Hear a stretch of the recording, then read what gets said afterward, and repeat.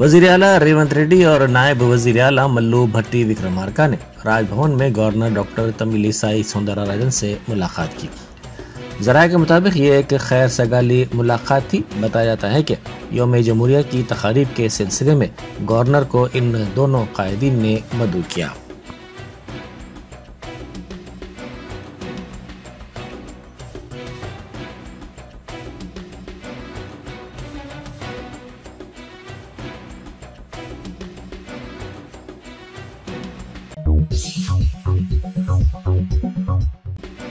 वज़ीर आपाशी उत्तम कुमार रेड्डी ने कहा है कि अवामी मसाइल के हल के लिए मुसलसल कोशिशें की जाएंगी।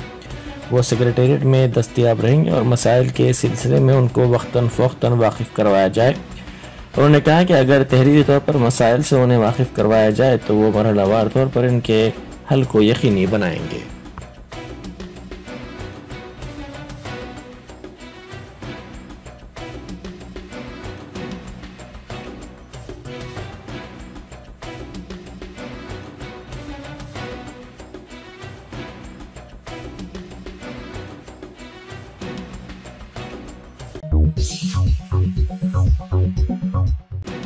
बीआरएस के कारगुजार सदर तारक रामाराव ने कहा है कि कांग्रेस को वोट देने वाले कई अफराद पछता रहे हैं।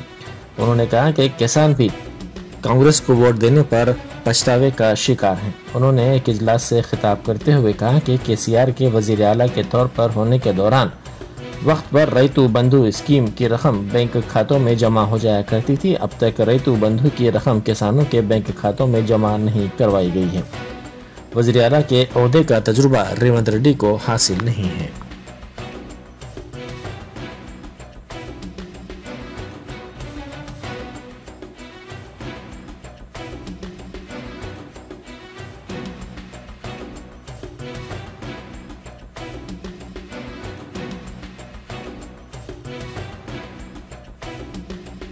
కాంగ్రెస్ కు ఓటేసిన వాళ్ళల్లో చాలా మంది ఇప్పటికే పశ్చాత్తాప పడుతున్నారు, బాధపడుతున్నారు.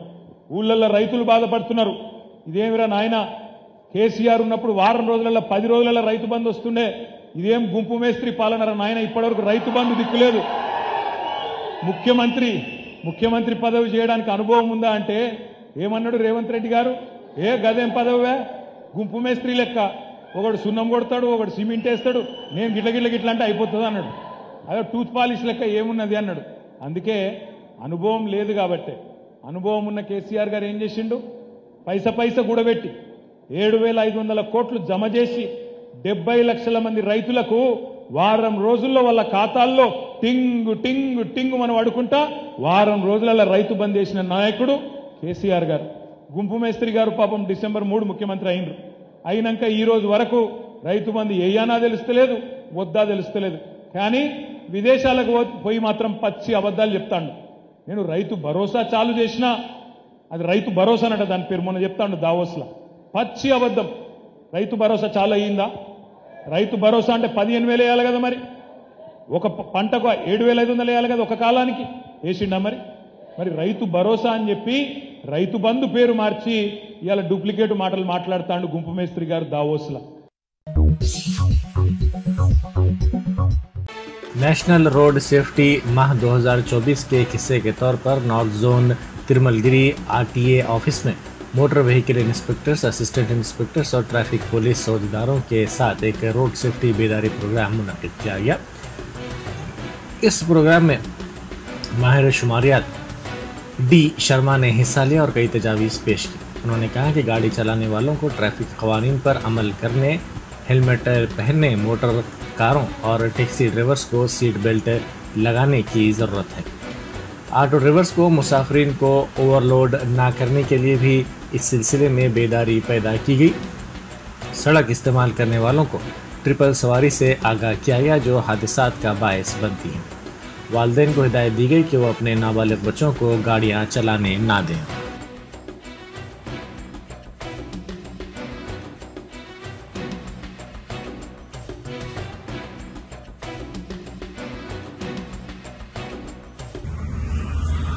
ఆర్టీఏ శాఖ యాజమాన్య వాడు విలక్షణ కార్యక్రమానికి శ్రీకారం చుట్టారు. భద్రత చాలా అవసరం. అది ఏ వెహికల్లో పోయినా చాలామంది అక్షరాస్యత గలవాళ్ళైనా కూడా నిర్లక్ష్యం తగదు అని గౌరవ పెద్దలు రెడ్డి గారు ఈ సిబ్బంది అంతా కలిసి ఇవాళ ఈ విలక్షణ కార్యక్రమాన్ని శ్రీకారం చుట్టడం చాలా సంతోషంగా ఉంది. 6 నుంచి 80 వరకు ఉండేటువంటి ఆడవాళ్ళు కానీ మగవాళ్ళు కానీ వాళ్ళందరూ భద్రత గురించి హెల్మెట్ పెట్టుకోవడం చాలా అవసరం. ఇవాళ రద్దీ పెరిగినటువంటి కాలంలో, జనాభా పెరిగినటువంటి కాలంలో మన స్వీయ రక్షణ మనం చేసుకోవాలి. ఆ స్వీయ రక్షణ ప్రభుత్వం వాళ్ళు ఎంత ఉపదేశం చేసినా కూడా సొంతంగా నేను చదువుకొని నేను పైకి రావాలనేటువంటి భావన ఇక్కడ విద్యార్థులు ఉంటారు. ఇవాళ నా రక్షణ నేను చేసుకోవాలని హెల్మెట్ పెట్టి ఆర్టీఏ యొక్క నియమ నిబంధనలు పాటించిన సంతోషంగా భావిస్తూ గౌరవనీయులు రెడ్డి గారు వచ్చాక చాలా మార్పులు తీసుకొచ్చారు. తిరుమలగిరి ఆర్టీఏ చాలా మంది మా చిరంజీవి లక్ష్మీ సోదరులు ఇతర సిబ్బంది అందరినీ ప్రయాణికులందరం కూడా కేవలం మాటలకు మాత్రమే పరిమితం కాకుండా 1 లక్షం నుంచి ఇంకో లక్ష్యం చేరేంత వరకు మన భద్రత మనమే చూసుకోవాలి. ప్రభుత్వం యొక్క సహకారాన్ని తీసుకోవాలి. ఈ విలక్షణ కార్యక్రమాన్ని నన్ను ఆహ్వానించినటువంటి తిరుమలగిరి ఆర్టీఏ యాజమాన్యాన్ని సిబ్బంది అభినందిస్తూ వెంటనే ఆశీర్వదిస్తూ చేస్తాను.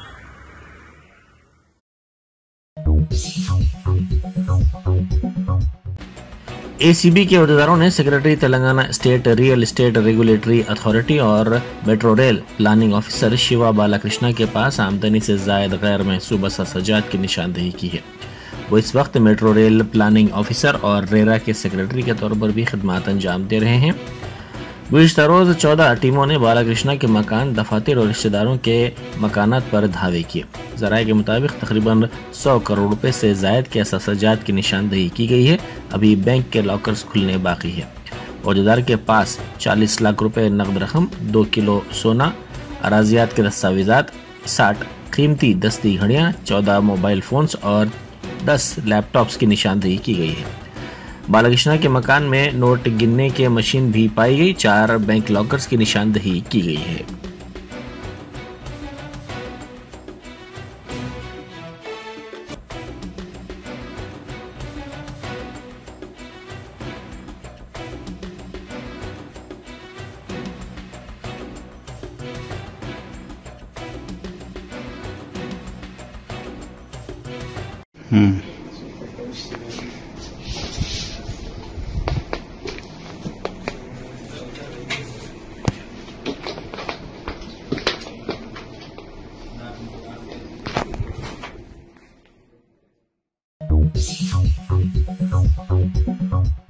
मरकजी हुकूमत ने यौम जमहूरिया के सिलसिले में SPF कमांडेंट त्रिनाथ को बेस्ट मेडल का ऐलान किया है। इनका ताल्लुक ज़िला खम्मम से है। वो हैदराबाद में खिदमत अंजाम दे रहे हैं।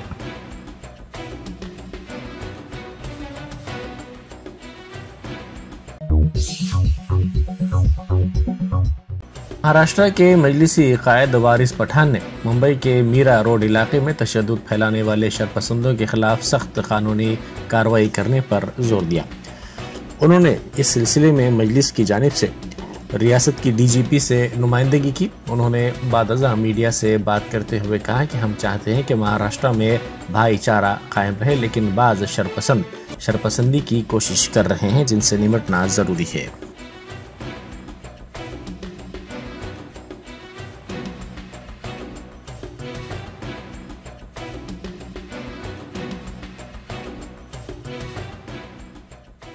देखिए, अब भी हम मुलाकात किए महाराष्ट्र के DGP रश्मि शुक्ला मैडम जी से। उनको एक मेमोरेंडम दिया। हमारे सर मीरा रोड की हमारी टीम है और आप तमाम देख रहे हो कि वहाँ पे 3 दिन से क्या हो रहा है, किस तरह से। देखिए, खुशी मनाने का सबको अधिकार है, सबकी आस्था का सवाल है, लेकिन कुछ ऐसे समाज में लोग होते हैं जो चाहते हैं कि माहौल ख़राब हो। कुछ लोग एक मुस्लिम डोमिनेटेड एरिया के वहाँ से निकल रहे थे, वहाँ पर कुछ छेड़खानी हुई, फिर बात बढ़ी। तो हम मैडम को ये मेमोरेंडम दिया कि जो भी पक्ष के लोग आप निष्पक्ष कार्रवाई करिए उनके खिलाफ, और जो भी वहाँ राइट करने के अंदर है उसको अरेस्ट करिए, FIR करिए। हम तो ये देख रहे हैं कि कुछ जो BJP के नेता है वो भड़काना चाहते हैं। कोई तो एक तो ट्वीट कर दिया, बोल दिया कि हम चुन चुन के मारेंगे, हम आ रहे वहाँ पे 24 घंटे में खाली करो, नहीं तो ये करेंगे। वहाँ की जो लोकल MLA वो बोल रही है कि 10 मिनट नहीं, 15 मिनट नहीं, हमको सिर्फ 5 मिनट तो हम बहुत भारी संख्या में हम दिखा देंगे। रास्ते में खड़े रह के नारे लगा रहे हैं, मीरा वीरेंद्र के जिहादियों को गोली मारो, डैश डैश। तो ये क्या हो रहा है? लॉ एंड ऑर्डर मेंटेन करना जवाबदारी बनती है पुलिस प्रशासन की। हम तो चाहते हैं कि हमारे राज्य महाराष्ट्र के अंदर शांति बनी रहे, भाईचारा बना रहे, और जो इस तरह की घटनाओं को अंजाम देने की कोशिश कर रहे हैं, ऐसे इंसिडेंट कर रहे हैं, दुकानों पर पथराव कर रहे हैं, उनके खिलाफ कानूनी कार्रवाई होना चाहिए, तब जाके रुकेगा। हम चाहते हैं कि ये सब वायलेंस खत्म हो और पुलिस एक्शन ले उनके खिलाफ, कल्प्रिट्स के खिलाफ, गिल्टी जो लोग हैं उनके खिलाफ कानूनी कार्रवाई हो। मैडम ने हमको आश्वासन दिया है कि हम इंक्वायरी करेंगे और जो भी हो निष्पक्ष कार्रवाई होगी, और जो सोशल मीडिया के ऊपर भी अनाप शनाप बातें लिख रहे हैं, थ्रेट कर रहे हैं, उनके खिलाफ भी कानूनी कार्रवाई की जाएगी और सबके खिलाफ जो भी होगा कानून से एक्शन लिया जाएगा। मुकफ्फल मकानात को निशाना बनाते हुए चोरी की वारदात अंजाम देने वाले 2 चोरों को पुलिस ने गिरफ्तार कर लिया। मीरपेट पुलिस स्टेशन के हुदूद में ये वारदात पेश आई। इस वारदात के सिलसिले में एक मुलजिम मफरूर बताया गया है। मुलजिमीन के पास से 6 लाख रुपए नकद रकम जब्त कर ली गई।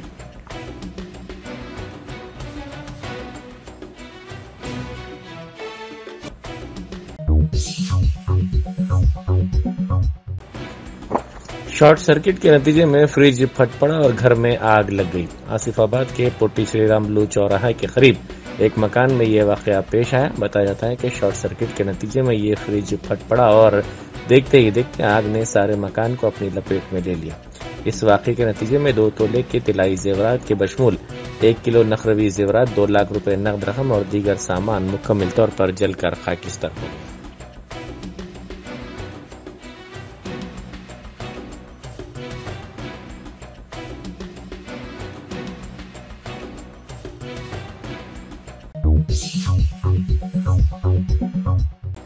रियासत में मुनशियात की रोकथाम के लिए पुलिस सख्त इक़दाम कर रही है। गांजा और दीगर मुनशियात का कारोबार करने वालों के खिलाफ सख्त कार्रवाई की जा रही है और इनके खिलाफ NDPS एक्ट के तहत कार्रवाई की जा रही है। NDPS एक्ट के तहत उनको गिरफ्तार किया जा रहा है और सिफ्मा एक्ट के तहत असासजात जब्त करने का मंसूबा तैयार किया जा रहा है।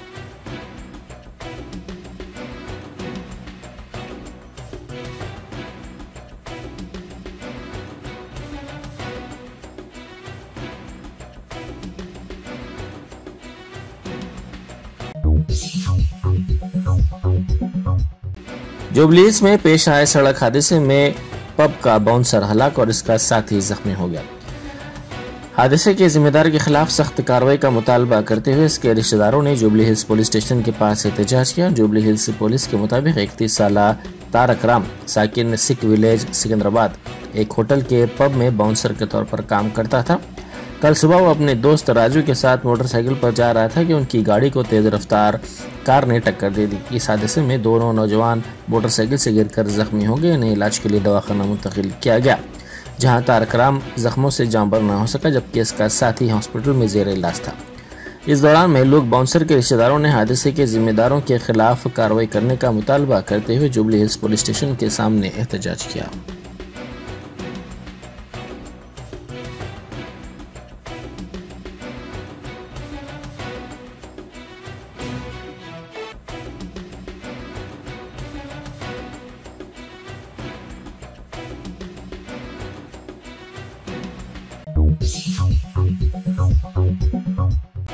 तमिलनाडु में पेश आए सड़क हादसे में 4 अफराद हलाक और दीगर कई अफराद जख्मी हो गए। यह हादसा धर्मापुरी जिले में उस वक्त पेश आया जब तेज रफ्तार लारी दीगर 2 लारियों से टकरा गई। हादसे के बाद एक लारी पुल पर से नीचे गिर पड़ी और इसमें आग लग गई।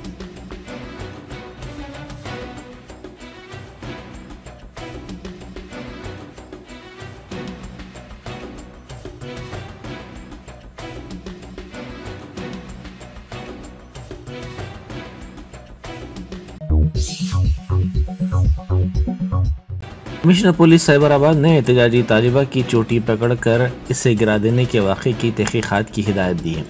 एग्रीकल्चर यूनिवर्सिटी की अराजी हाई कोर्ट को मुख्तस करने से मुताल्लिक़ जीओ से दस्तबरदारी इख्तियार करने का मुतालबा करते हुए ABVP की जानिब से एहतजाज किया गया। इसी दौरान सोशल मीडिया पर एक वीडियो वायरल हुआ जिसमें देखा जा सकता है कि स्कूटी पर सवार 2 खातून मुलाजमीन पुलिस दौड़ती हुई तालिबा का ताक़ुब कर रही हैं। उन्होंने तालिबा के सर के बाल पकड़ लिए, जिसके नतीजे में वो गिर पड़ी। इस वाक़े का वीडियो सोशल मीडिया पर वायरल हो गया।